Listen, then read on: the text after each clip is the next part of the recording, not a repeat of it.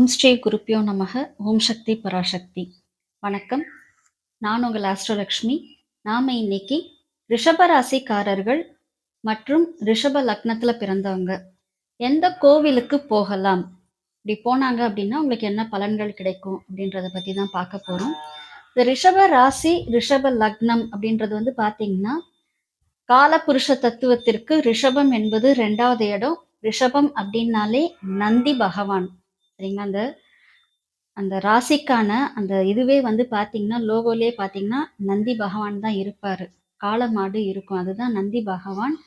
இப்ப இந்த ரிஷப ராசிக்காரர்கள் நந்தியை வழிபாடு செய்தாலே போரும். டெய்லி உங்க வீட்டை கிராஸ் பண்ணுது, ஒரு காளமாடு கிராஸ் பண்ணுது அப்படின்னா அதை வழிபாடு பண்ணீங்க அப்படின்னாலே போரும். ரிஷப ராசிக்காரர்கள் பொதுவாகவே கொஞ்சம் அமைதியானவங்க, சாந்தமானவங்க, அதிர்ந்து பேச மாட்டாங்க. எதுவுமே பாத்தீங்க அப்படின்னா கொஞ்சம் சொல்ற வகையில சொல்லுவாங்க. ஆனா கொஞ்சம் குழப்பி சொல்லுவாங்கன்னு வச்சுக்கோங்களேன். ஆனா ரொம்ப அமைதியானவர்கள்.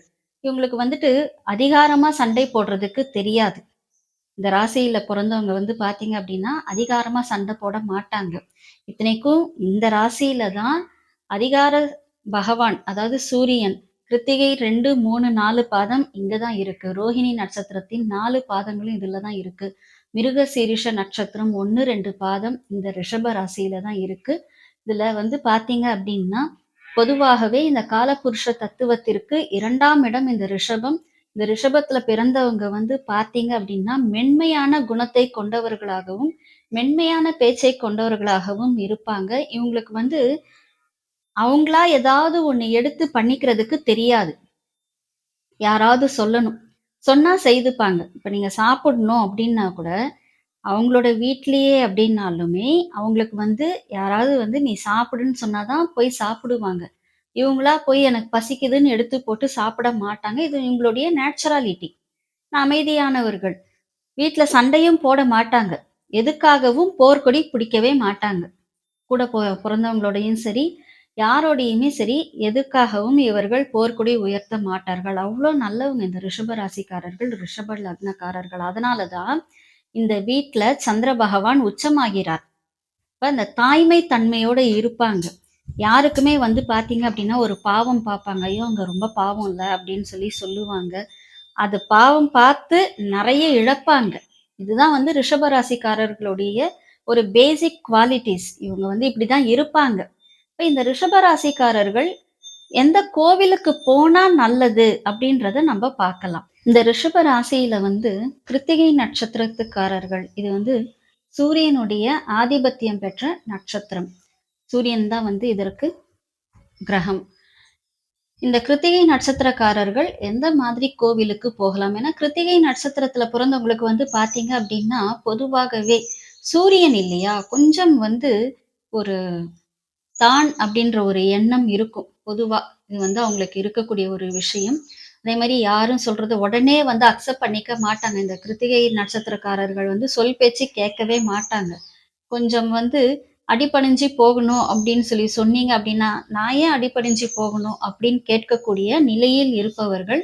இந்த கிருத்திகை நட்சத்திரத்துல பிறந்தவங்க எல்லாம் பாத்தீங்க அப்படின்னாலே கொஞ்சம் அம்மாவோடு எப்பயுமே பாத்தீங்கன்னா சண்டை போடக்கூடியவர்களாக தான் இருப்பாங்க. ஆனா அவங்க 2 பேருக்குள்ள ஏதோ ஒரு வகையில ஒரு இணக்கமான சூழ்நிலை இருந்துகிட்டே இருக்கும்.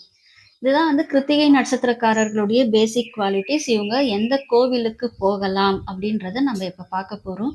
இந்த கிருத்திகை நட்சத்திரத்துல பிறந்த பெண்களுக்கு பாத்தீங்க அப்படின்னா, எங்களுக்கு இன்னும் கொஞ்சம் திருமணம் ஆகலைங்க, திருமணம் ஆகிறதுக்கான கால தாமதம் ஆகுது, எங்களுக்கு குழந்தை பாக்கியம் இல்லை, திருமணம் ஆயிடுச்சு குழந்தை பாக்கியம் இல்லை அப்படின்றவங்க எல்லாமே இந்த ஸ்தலத்துக்கு போயிட்டு வந்தீங்க அப்படின்னாலே இது மிகப்பெரிய பரிகார ஸ்தலம். இது இந்த கிருத்திகை நட்சத்திரத்திற்கு மிகப்பெரிய பரிகார ஸ்தலம். அதனால நீங்க உங்களுடைய இந்த கிரக தோஷங்கள் இதெல்லாம் போறதுக்காக இந்த கோவிலுக்கு போயிட்டு வந்தீங்க அப்படின்னாலே ரொம்ப ரொம்ப சிறப்பான ஒரு வாழ்க்கையை நீங்கள் வாழ முடியும். நாகப்பட்டினம் மாவட்டம் தரங்கம்பாடி வட்டம் இங்க இருக்கக்கூடிய காத்திர சுந்தரேஸ்வரர் திருக்கோவிலுக்கு நீங்க போயிட்டு வந்தீங்க அப்படின்னாலே உங்களுக்கு ஏற்படக்கூடிய தடைகள் நீங்கும். இங்க இருக்கக்கூடிய அம்பாளை நீங்க அபிஷேகம் பண்ணி ஆராதனை செய்து அவங்க கிட்ட உங்களுடைய வேண்டுதல்கள் சொன்னீங்க அப்படின்னாலே கண்டிப்பாக அதை நிறைவேற்றக்கூடிய அந்த வரப்பிரசாதி தான் இந்த அம்பாள். அதனால கிருத்திகை நட்சத்திர பெண்கள் ஏன்னா இது கிருத்திகை பெண்கள், அந்த கார்த்திகை பெண்கள் 6 பேர் இருக்காங்க இல்லைங்களா? அவங்க அவதரித்த ஸ்தலம் அப்படின்னு சொல்லி சொல்றதுனால, இந்த கிருத்திகை நட்சத்திர பெண்கள் உங்களுக்கு ஏற்படக்கூடிய திருமண தடை, இந்த புத்திர பாக்கியம் இல்லாம இருக்கிறது, இது எல்லாத்தையும் நீங்க வந்து நீங்கணும். இந்த தோஷங்கள் நீங்கணும் அப்படின்னா இந்த கோவிலுக்கு போங்க. இந்த கிருத்திகை நட்சத்திரக்காரர்கள் வந்து பார்த்தீங்க அப்படின்னா, படிப்பு வந்து கொஞ்சம் ஜாஸ்தியா இருக்கணும். நம்ம நெறைய படிக்கணும்னு யோசிக்கக்கூடியவர்கள் நீங்க. உங்களுடைய படிப்புல ஏதாவது தடை இருந்தாலும், இந்த ஸ்தலத்துக்கு போயிட்டு வந்தீங்க அப்படின்னா, அந்த தடைகள் நீங்கும். அதனால இந்த காத்திர சுந்தரேஸ்வரர் திருக்கோவிலுக்கு போய் வணங்குங்க. உங்களுடைய வாழ்க்கையில் ஏற்படக்கூடிய தடைகள் எல்லாம் நீங்கி, நீங்கள் ஒரு நல்ல வாழ்வு, மேன்மையான வாழ்வை வாழ்வதற்கு இந்த காத்திர சுந்தரேஸ்வரர் உங்களுக்கு அருள் புரியட்டும். அதேபோல ரோஹிணி நட்சத்திரக்காரர்கள், இந்த ரோஹிணி நட்சத்திரக்காரர்கள்லாம் வந்து பார்த்தீங்க அப்படின்னா, அம்மா மேல அப்படி ஒரு பாசம் இருக்குங்க. அது எப்படிதான் அந்த பாசம்னே சொல்ல முடியாது. இந்த ரோஹிணி நட்சத்திரக்காரர்கள், அம்மாவோட அதிகமா சண்டை போடுறதும் இவங்க தான். அம்மா மேல அதிகமான பாசம் வச்சிருக்கிறதும் இவங்க தான். அடங்கி போறதும் இவங்க தான். இந்த கிருத்திகை அடங்காது. இந்த சைடு இருக்கக்கூடிய மிருகசீரிஷமும் அடங்கி போகாது. மிருகசீரிஷம் வந்து முரட்டுத்தனமான பிடிவாதத்தோட இருக்கும். ஆனா இந்த ரோஹிணி இருக்காங்க பார்த்தீங்களா, இந்த ரோஹிணி நட்சத்திரத்தில பிறந்தவங்க எல்லாருமே வந்து பார்த்தீங்கன்னா, ரொம்ப அமைதியா இருப்பாங்க. அடங்கி போவார்கள். அந்த அடக்கத்துக்குள்ள ஒரு அகங்காரம் இருக்க தான் செய்யும். ஆனா, அத அமைதியா அவங்களுடைய காரியத்தை சாதிக்கக்கூடியவர்கள் இந்த ரோஹிணி நட்சத்திரக்காரர்கள். இவங்கள வந்து அம்மா என்ன சொன்னாலுமே கேட்பாங்க. அந்த மாதிரியான ஒரு நிலைப்பாடு கொண்டவர்கள். ரொம்ப அழகானவங்க. அதனால நிறைய ப்ராப்ளம்ஸ் வந்து ஃபேஸ் பண்ணுவாங்க அந்த அழகுனால. அதேபோல அமைதியானவர்கள். 2 வார்த்தை தான் பேசுவாங்க. பேசுனாங்கன்னா திருவார்த்தை மாரி பேசுவாங்க. அப்படி பேசிருவாங்க. அடுத்து எதிர்ல இருக்கக்கூடியவர்கள் பதில் சொல்ல முடியாத நிலையில தான் பேசுவாங்க. இருந்தாலும் மென்மையான போக்கினையும், மென்மையான பேச்சையும் கடைப்பிடிப்பவர்களாக இருக்கக்கூடியவர்கள். இந்த ரோஹிணி நட்சத்திரக்காரர்கள். இதற்கு அதிபதி வந்து பார்த்தீங்க அப்படின்னா சந்திரன். சந்திரன் சுயசாரம் பெற்ற அந்த நட்சத்திரம் அது. இந்த நட்சத்திரத்துல பிறந்தவங்க எல்லாருமே சந்திரன் எங்கெல்லாம் போய் வழிபட்டாரோ, எங்கெல்லாம் பாப விமோசனம் பெற்றாரோ, அங்கெல்லாம் நீங்க போயிட்டு வந்தீங்க அப்படின்னா, உங்களுக்கு கிரக தோஷம் நீங்குங்க. எப்படிப்பட்ட கிரக தோஷம் இருந்தாலும் நீங்கும். அப்படி பார்க்கணும் அப்படின்னா, முதன்மையான ஸ்தலம் அப்படின்றது வந்து திங்களூர். திங்களூருக்கு நீங்க போயிட்டு வந்தீங்க அப்படின்னா, பொதுவாகவே இந்த நவகிரக ஸ்தலம் அப்படின்ற பொழுது எல்லாருமே சந்திரன் அப்படின்னும் பொழுது திங்களூர் தான் போவீங்க. அதே போல நீங்க வந்து என்ன செய்யலாம் அப்படின்னா, சேரன்மாதேவி கோவிலுக்கு போகலாம். நெல்லையப்பர் கோவிலுக்கு போகலாம். இதெல்லாம் வந்து பார்த்தீங்க அப்படின்னா, சந்திரன் பாப விமோசனம் பெற்ற ஸ்தலங்கள். இந்த ஸ்தலங்களுக்கெல்லாம் நீங்க போயிட்டு வாங்க. ஆனால் இது எல்லாத்தையும் விட ஒரு பிரதானமான ஒரு ஸ்தலம், ஒரு நல்ல ஸ்தலம் அப்படின்னு நம்ம எடுக்கிறோம் அப்படின்னா, அது பாண்டவ தூத பெருமாள் கோவில். இது காஞ்சிபுரம் மாவட்டத்துல இருக்கு. காஞ்சிபுரத்துல இருக்கக்கூடிய ஏகாம்பரேஸ்வரர் கோவிலுக்கு எதிர்ல இருக்கு. இந்த ஸ்தலத்துல வந்து பார்த்தீங்க அப்படின்னா, கிருஷ்ண பெருமான் அவர் வந்து அந்த விஸ்வரூப தரிசன கோலத்துல அமர்ந்த கோலத்தில் காட்சியளிக்கிறார். உங்களுக்கு எப்படிப்பட்ட தடைகள் இருந்தாலும் இந்த ஸ்தலத்துக்கு போயிட்டு வாங்க. எல்லா விதமான நிகழ்ச்சிகளும் உங்களுடைய வாழ்க்கையில அற்புதமாக நிறைவேறும். எல்லா நல்ல நிகழ்ச்சிகளும், எல்லா விதமான நிகழ்ச்சிகள்னா நல்ல நிகழ்வுகள் தான். எல்லாருமே நம்மளுக்கு வந்துட்டு நல்லது நடக்கணும்னு தான் நினைப்போம். அந்த மாதிரி ஒரு நிலைப்பாடு வேணும். எல்லாமே ஒரு அற்புதமா உங்களுக்கு அமையணும் அப்படின்னா, இந்த பாண்டவதூத பெருமாள் கோவிலுக்கு போயிட்டு வாங்க. நிச்சயமாக வாழ்க்கையில் ஒரு மிகப்பெரிய திருப்பத்தை நீங்கள் அடைவீர்கள். மிருகசீரிஷ நட்சத்திரக்காரர்கள் ரிஷப ராசியில வந்து பார்த்தீங்கன்னா, மிருகசீரிஷம் 1, 2 பாதம் இந்த ரிஷப ராசியில தான் இருக்கு. இந்த ரிஷப ராசியில் இருக்கக்கூடிய மிருகசீரிஷ நட்சத்திரத்துக்காரர்கள் எந்த ஸ்தலத்துக்கு போகலாம் அப்படின்றத பத்தி பார்க்கலாம். மிருகசீரிஷம் அப்படின்றதே வந்து செவ்வாயுடைய நட்சத்திரம். அதனால செவ்வாய்க்கு உகந்த அந்த முருகப்பெருமான போய் தரிசனம் பண்றது ரொம்ப நல்லது. அதை விட முக்கியம் வந்து பார்த்தீங்கன்னா, இந்த மிருகசீரிஷ நட்சத்திரத்துக்காரர்கள் கொஞ்சம் அவசர முடிவுகள் எடுக்கக்கூடியவங்க. இந்த செவ்வாய் நட்சத்திரத்துல பொறந்தவங்க எல்லாருமே அப்படிதாங்க.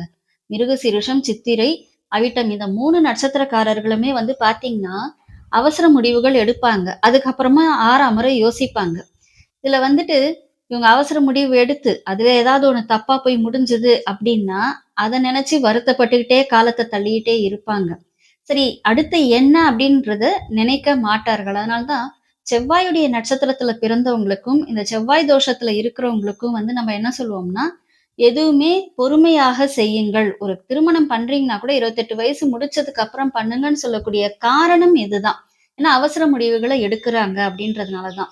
ஸோ இந்த மிருகசீரிஷ நட்சத்திரத்துல பிறந்தவங்களுக்குலாம் வந்து பார்த்தீங்கன்னா, நெறைய தடைகள் ஜாஸ்தியா இருக்கும். செவ்வாய் இல்லையா? தடை நெறைய இருக்கும்.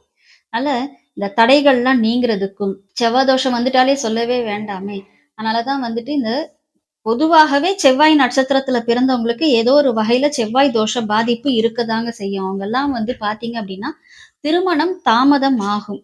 அதனால இவங்கலாம் வந்து எந்த கோவிலுக்கு போனா ரொம்ப நல்லது அப்டின்னு வந்து பார்த்தீங்கன்னா, திருவாரூர்லேருந்து தஞ்சாவூர் போற வழியில இருக்கு. எண்கண் ஸ்தலத்தில் இருக்கக்கூடிய ஆதி நாராயண பெருமாள போய் தரிசனம் பண்ணணும். இந்த பெருமாள் வந்து பார்த்தீங்க அப்டின்னா, பொதுவாக நீங்க பெருமாள ஒரு 3 கோலத்துல பார்த்திருப்பீங்க. நின்று, இருந்து, கிடந்த 3 கோலத்துல தான் நீங்க வந்து தரிசனம் பண்ணியிருப்பீங்க.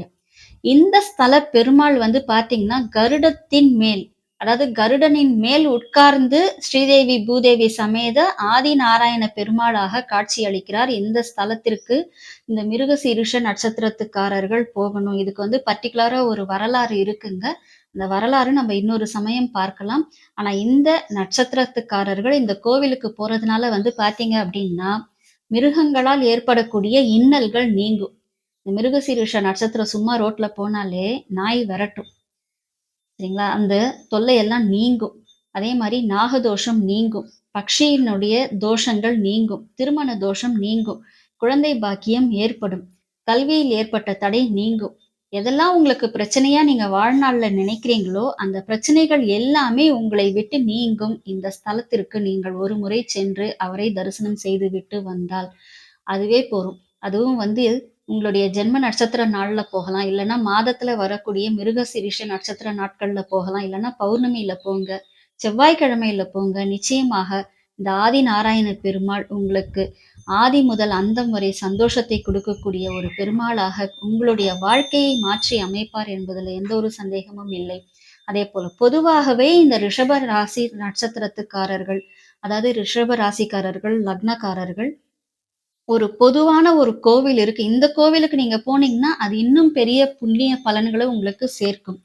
திருவிசைநல்லூர் சரிங்களா? நந்தீஸ்வரர், வில்வாரண்யேஸ்வரர் இவர நீங்க போய் அதாவது நந்தீஸ்வரர்ன்னு சொல்ல முடியாது. யோக நந்தீஸ்வரர் அவரு. இவர போய் நீங்க தரிசனம் பண்ணிட்டு வாங்க. இது வந்து ரிஷப ராசி, ரிஷப லக்னத்துல பிறந்தவங்க போக வேண்டிய ஸ்தலம் இதுதான். இதுல போனீங்க அப்டின்னாலே ராகு, கேதுவால் ஏற்படக்கூடிய தோஷங்கள் நீங்கும். இங்க வந்து சதுர்கால பைரவர் இருக்கிறாரு இந்த கோவில்ல. அப்ப இந்த 4 யுக பைரவரும் அங்க இருக்கிறாங்க. இந்த யுகங்களால் ஏற்படக்கூடிய இன்னல்கள் நீங்கிறதுக்கும் இப்ப நம்ம இருக்கிறதே கலியுகத்துல. இந்த இன்னல்கள் நீங்கிறதுக்கு நீங்க அவர போய் தரிசனம் பண்ணிட்டு வரலாம். அஷ்டமி திதி நாள்லயும் உங்களுக்கு முடியும் அப்டின்னா, ஏதாவது ஒரு ஞாயிற்றுக்கிழமையில போறீங்க அப்டின்னா, அந்த ராகு கால நேரத்திலயும் இந்த பைரவருக்கு நீங்க வந்து விளக்கு போடணும். நெய் விளக்கு போட்டுட்டு வந்தீங்க அப்டின்னாலே, ராகு கேதுவால் ஏற்படக்கூடிய தோஷங்கள் நீங்கும். பொதுவாகவே இந்த ரிஷப ராசியில் பிறந்தவர்களுக்கு வந்துட்டு பெரிய லெவல்ல ராகு கேதுக்களுடைய தோஷம் தாக்காது. ஆனாலும் அவர்கள் நீச்சமாகக்கூடிய இடம் அப்படின்றதுனால, அவர்களால் ஏற்படக்கூடிய தடைகள் நீங்குவதற்கு நீங்க இந்த திருவிசைநல்லூர் வில்வாரண்யேஸ்வரர் சிவயோகிநாத சுவாமி இவர போய் தரிசனம் பண்ணிட்டு வாங்க. நிச்சயமாக ரிஷப ராசிக்காரர்கள், ரிஷப லக்னக்காரர்கள் யாராக இருந்தாலும் உங்களுடைய வாழ்க்கை ஒரு மேன்மையான வளர்ச்சி நிலையை அடையும் என்பதில் எந்த ஒரு சந்தேகமும் இல்லை. எல்லாம் வல்ல இறையருளின் துணையாலும், அகிலாண்ட கொடி பிரம்மாண்ட நாயகியின் அருளாலும் உங்கள் இல்லங்களிலும், உள்ளங்களிலும் என்றென்றும் மகிழ்ச்சி நிலைத்திருக்கட்டும். நன்றி.